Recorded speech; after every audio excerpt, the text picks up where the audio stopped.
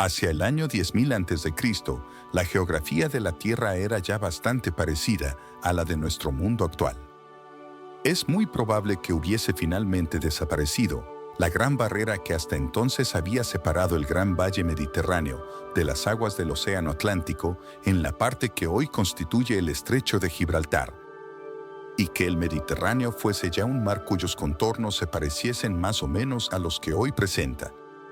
El Caspio era probablemente de bastante más extensión que hoy, y es muy posible que se hallase en comunicación con el Mar Negro por el norte del Cáucaso. En torno a este gran mar que aparecía en el centro de Asia, las tierras que hoy ocupan áridas estepas y desiertos eran entonces fértiles y habitables. En general, el mundo era más fértil y gozaba de un clima más húmedo que hoy. Lo que actualmente es la Rusia europea estaba cubierto por muchas más lagunas y pantanos que en nuestros días, y acaso existiera aún una lengua de tierra que uniera Asia con América, por lo que hoy es el Estrecho de Bering. Es muy posible que en aquella época se encontraran ya muy definidas y diferenciadas las principales etnias humanas que hoy conocemos. A lo largo de las regiones templadas de este mundo, que entonces gozaba de un clima más cálido y una vegetación más rica que la actual, incluyendo las zonas costeras, se extendían los pueblos trigueños de la cultura heleolítica, antecesores directos de la mayor parte de las gentes que hoy pueblan el Mediterráneo. Tales como bereberes, egipcios, junto con muchas de las etnias del Asia meridional y oriental. Este gran tronco étnico presentaba desde luego numerosas ramificaciones y variantes. La ibérica mediterránea, llamada también claroscura, ocupaba las zonas ribereñas del Atlántico y Mediterráneo. Los pueblos hamitas comprendían a los bereberes y egipcios en el norte de África. Los dravídicos, que son el grupo con la piel más oscura dentro del mosaico étnico de la India, así como toda una serie de etnias de las Indias orientales, desde la Polinesia, como los maoríes, constituyen subdivisiones en este gigantesco tronco humano. En los bosques de la Europa central y septentrional empezaba a notarse una variedad de hombres rubios y de ojos claros que procedían de este mismo tronco étnico principal, denominada por algunos como etnia nórdica. En las regiones más abiertas del nordeste de Asia se iniciaba otra diferenciación de estos grupos en dirección a un tipo caracterizado por ojos más oblicuos, pómulos salientes y piel amarillosa, con cabello negro y lacio, conocidos como los pueblos altaicos o esteparios. En África del Sur, Australia y muchas islas tropicales del sur de Asia quedan aún vestigios del grupo étnico inicial. Las comarcas del África Central constituían ya una zona de gran diversidad étnica. Casi todas las etnias de color que pueblan actualmente África, al parecer provienen de la mezcla de los pueblos morenos procedentes del norte y sus pueblos nativos con un substrato de piel de tipo más oscuro. Debemos recordar que todas las etnias humanas pueden cruzarse sin ningún inconveniente, mezclándose, separándose y volviéndose a reunir, con la misma facilidad con que pueden hacerlo las nubes. Las etnias humanas no se ramifican como lo puede hacer un árbol, cuyas ramas separadas ya no vuelven a unirse.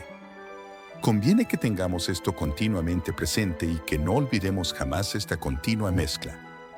Así podremos evitarnos muchos errores y prejuicios, tan trágicos como crueles, en que tanta gente ha incidido, usando la palabra etnia e incluso raza con la mayor irresponsabilidad, permitiéndose las más absurdas generalizaciones sobre este término.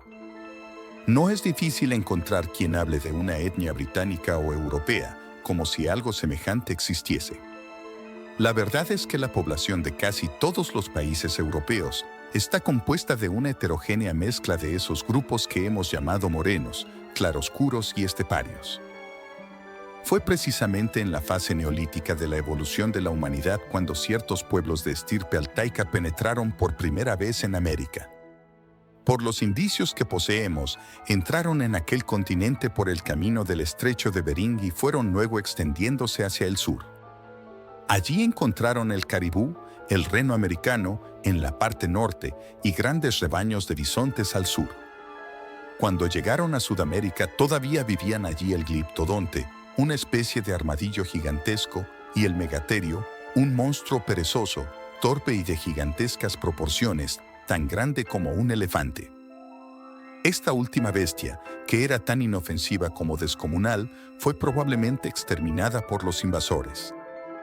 Algunas pocas de estas tribus americanas jamás superaron el nivel de vida neolítico de cazadores nómadas, pero en los Andes y Mesoamérica, las condiciones fueron favorables para la formación de núcleos de población sedentaria y el desarrollo de la agricultura, por lo que, en estas zonas, a partir del año 3000 a.C., comenzaron a florecer extraordinarias civilizaciones paralelas en el tiempo, pero muy diferentes en cuanto al tipo de las que se estaban dando al otro lado del mundo.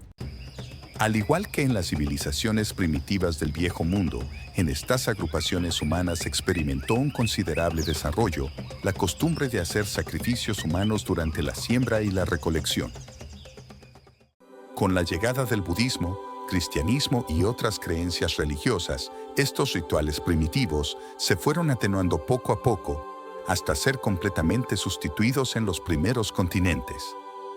No obstante, en América alcanzaron un desarrollo de increíble complejidad e intensidad en algunas de sus principales civilizaciones.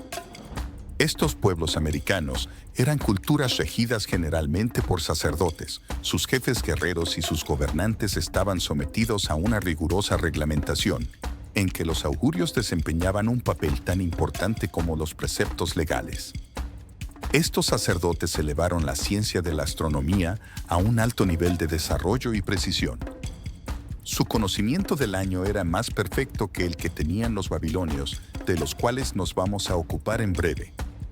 En Mesoamérica, los olmecas se destacaron, dejando vestigios de asentamientos humanos altamente organizados, con estructuras sociales definidas y extraordinarias esculturas. Aunque valen resaltar los hallazgos realizados en San Agustín, Colombia, incluso anteriores a la cultura olmeca, que datan del año 3000 a.C., donde en lugar de hacer sacrificios humanos, invocaban a las diosas de la fertilidad con enormes esculturas fálicas.